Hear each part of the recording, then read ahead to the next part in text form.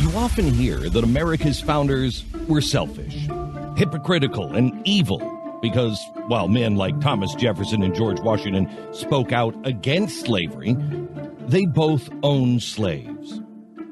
The left, in particular, seems extremely unforgiving. It's often forgotten that these men from the 18th century are being judged by 21st century sensibilities. First of all, the point must be made, in this installment as in the last, that slavery was instituted and ingrained in colonial society by the British. The founders were simply the recipients of a system that had been in place for well over a century. In fact, as historian David Barton points out, it was the British who stopped the original abolition movement in America. Second, societal attitudes have changed dramatically in the past 250 years. As a matter of fact, in 1773 and in 1774, states like Rhode Island and Connecticut and Massachusetts and Pennsylvania passed anti-slavery laws. But in 1774, King George III vetoed every anti-slavery law in America. And by the way, that's what caused Thomas Jefferson to write that clause in the Declaration that was in favor of ending slavery that the three southern states demanded be removed. When we separated from Great Britain in 1776, it's significant that those states were the first ones to go back and end slavery. They had tried to do so when we were British citizens. King George III said, no, we have slavery in the British Empire. You're part of the British Empire. You're going to have slavery. Once we were free from the British Empire, we started ending slavery. By 1800, every northern colony had abolished slavery in America. Think about how much attitudes have changed in Americans in just the past 10 years. For instance, Barack Obama and Hillary Clinton were both strongly against same-sex marriage as recently as just a few years ago. In fact, Hillary called traditional marriage between a man and a woman one of her fundamental bedrock principles. So I take umbrage at anyone who might suggest that those of us who worry about amending the Constitution are less committed to the sanctity of marriage or to the fundamental bedrock principle that it exists between a man and a woman going back into the mists of history as one of the foundational institutions of history and humanity and civilization.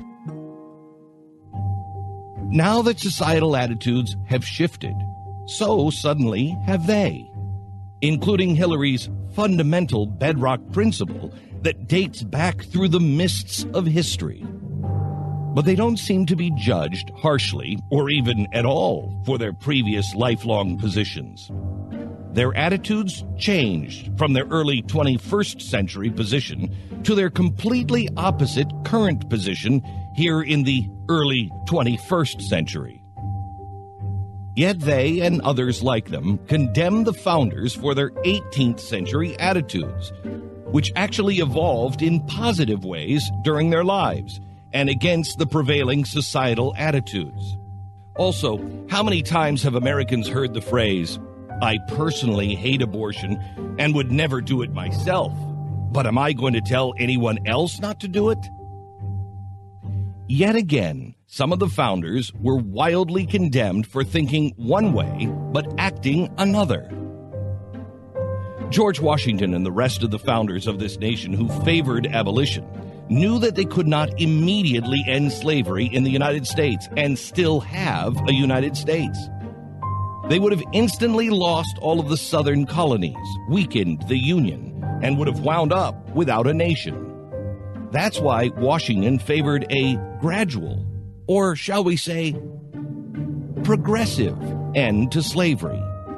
Despite having inherited his first 10 slaves when he was 11 years old, Washington grew to despise the practice. Upon his marriage to Martha Custis, Washington took possession of many more slaves. Martha was a widow when she married her second husband, George, and she brought to the marriage close to 100 dowry slaves. David Barton explains. If she came into the marriage with slaves, state law forbids you from ever freeing those slaves. You can never free dower slaves at all. So Martha comes in with slaves. Washington inherited slaves when he's 11 years old. 11 years old. And he tries to find a way to end slavery. The legislature won't do it. He starts arguing from the very beginning, we got to end slavery. Can't do it. But her slaves and his slaves get married and form families. Now, he can free his slaves. He can't free the dower slaves, which means he has to break up families if he emancipates his slaves.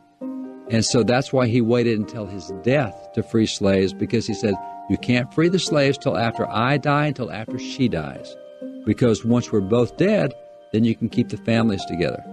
And so he points out that he could have made a ton of money if he could have sold his slaves, because he says it takes me twice as much to feed them as I make off the land. But he said, but I refuse to sell slaves. I refuse to participate in that practice of selling slaves. It's wrong. So he goes broke rather than practice something that goes against his conscience, which is selling slaves. And he would not free his slaves because that would separate families. And Virginia law, of course, did not recognize slave families or slave marriages, but he did. And that's why he took those families, he paid them for what they raised, he paid them for what they did. He did not treat them like slaves, he treated them like family, which is why after he released them, the blacks so long came back and took care of Mount Vernon, took care of his grave, took care of Martha's grave, because they so loved him. He was like a father figure to them. In the American Revolution, there are great stories of how he thought that there was no difference between blacks and whites. And on one occasion in the Revolution, when he's talking to Colonel Timothy Pickering, he's out of Massachusetts. He and Pickering, good friends. They got talking late into the night. Washington looked up. They were still making plans. He said, do you have a place I can stay here? And Colonel Pickering and a black manservant, not a slave, but a manservant who was there named Primus, they said, oh, yeah, we got plenty of straw, plenty of bedding, just spend the night here. And so Washington continued to work for another few hours, talking to him, making plans.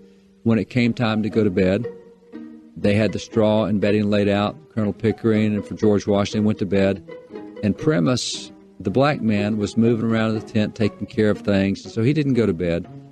Well, actually, George Washington was sleeping in his bed, and they didn't actually have all the straw and bedding they needed to host Washington. So Primus gave up his bed. So Primus sat up that night, nodding off, trying to get some sleep, and his head would bob and come back up. And Washington awoke in the middle of the night and looked up and saw Primus and said, Primus, what are you doing? He says, why aren't you in bed? He says, oh, I had things to do. You told me there was enough straw and bedding. I've got your bed, don't I? Well, he says, there's plenty of space here for both of us. Washington moved over, made him come sleep in the bed between him and Pickering. No racism, no inequality. He looks at a black man and says, are you kidding? Get down here. And his exercise regimen with Primus, often they worked out together, they jumped rope together, did all sorts of stuff together. So there's no racism in Washington at all. I mean, it's fascinating to see Washington and what he did, what lengths he went to preserve the equality of mankind.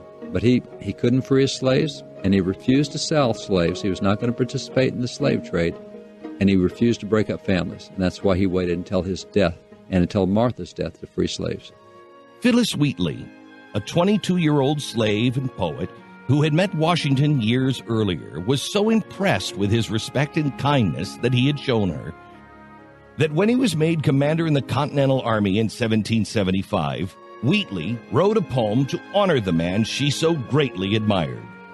The poem ended with these words: Proceed, great chief, with virtue on thy side. Thy every action let the goddess guide. A crown, a mansion, and a throne that shine, with gold unfading, Washington, be thine. Washington responded to her poem by inviting Miss Phillis to his headquarters in Cambridge, Massachusetts, where he received her as if she were a visiting dignitary, hardly the stuff of a hateful racist.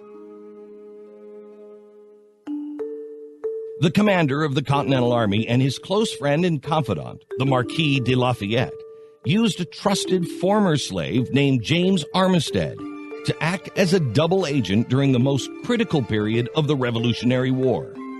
If there had been latent racist tendencies festering in General George Washington, there would have been no way that he would have entrusted a slave with the mission he gave to Armistead. In the end, the trust paid huge dividends. The information Armistead gathered was vital to enabling the Americans and French forces to trap the British at Yorktown during the war's deciding victorious battle. In a time when the world was just emerging from having languished in the Dark Ages for over 1,000 years, dozens of enlightened men, certainly not perfect men, but definitely brilliant, inspired, and enlightened, laid the foundation for what would become the greatest hope ever offered to mankind. And they dealt with a complicated nightmare of slavery as best they could, while still being able to create the beacon of liberty that they did. There were barriers put in place that the founders couldn't simply tear down with a sledgehammer. Those barriers had to be chipped away, a little piece at a time. There were laws put in place by the British Empire. There was an entire economy built on the backs of slaves in the South.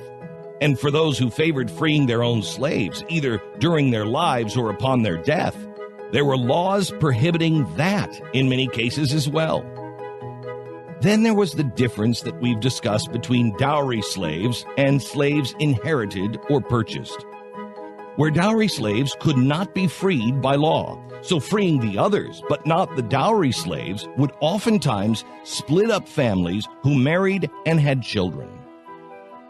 All of these complex issues and many more had to be addressed, along with the normal business of winning a war against the most powerful nation on earth, and then building a new nation from the ashes.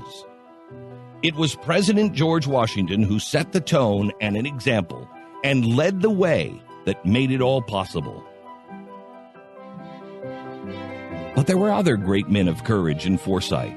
Among them, a man who was an inventor, author, printer, political theorist, politician, Freemason, postmaster, scientist, civil activist, statesman, diplomat, and America's greatest abolitionist.